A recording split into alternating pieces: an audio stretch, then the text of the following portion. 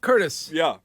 you had something that you wanted to bring up with regard to the brand new Millionaire's Tax here in the So this Commonwealth came of across my desk. Mike McCann is a law professor in New Hampshire. He was huge. He was on this radio station all the time during the Deflategate and Spygate sagas.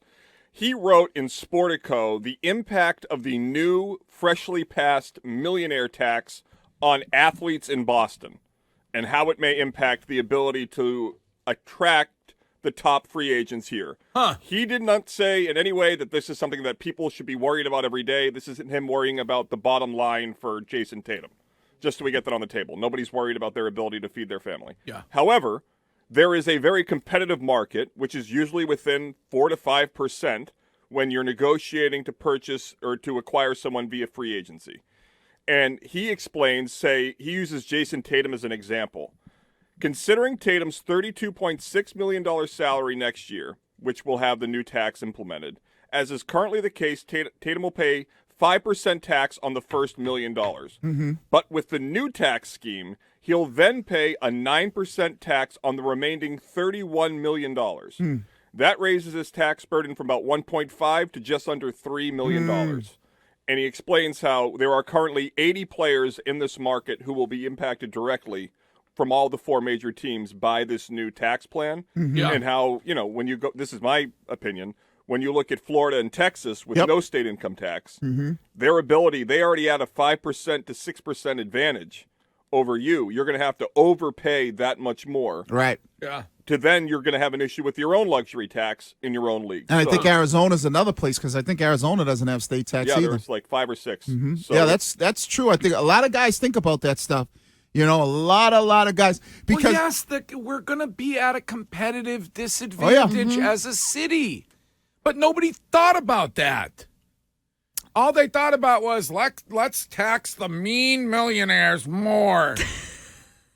I mean, like really? No, I know. And I think a lot of people... It's not just sports, by the way. Sports is what we relate to on this radio station. Yeah. But it's those who own businesses, those who own companies, those who might come here and create businesses to hire people. Nobody thinks about this stuff. Yeah, you don't want to create a business here that if you potentially making over $1 million, you're going to get, basically hit with a 9% tax. No one wants to do that. Nobody cares. They'll take their business and they'll send it to Texas. Yeah.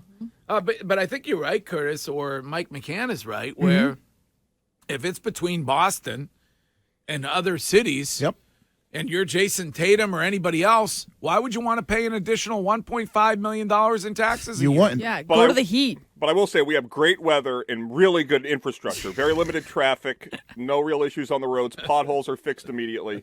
So the money goes to good places. And just the tax in general, and, that's something that you look at, and when you just look at other states and you start to compare, because, see, in the NFL, and it's probably like this in other sports, then you have to pay taxes for each state that you play in. Right. But if you're living there and you start to look and go, okay, if I'm playing the majority of my games in Massachusetts versus even if it is California or Minnesota or other places, then you start to go, okay, the tax is cheaper in those other states. You start to say, well, it might be better for me to go play for, they don't always have to be Texas and Florida. It might be cheaper for me to play for a team out of Georgia than it is for Massachusetts. Well, maybe the Celtics or the Bruins will just live in New Hampshire and drive down to Massachusetts. Oh, man. Can't do it, though. I always thought... Well, Patrick Chung had a place up there. Yeah, I always thought it was that way, but even if it doesn't go by where you live, it goes by where you work. Yeah, I didn't know that. Yeah.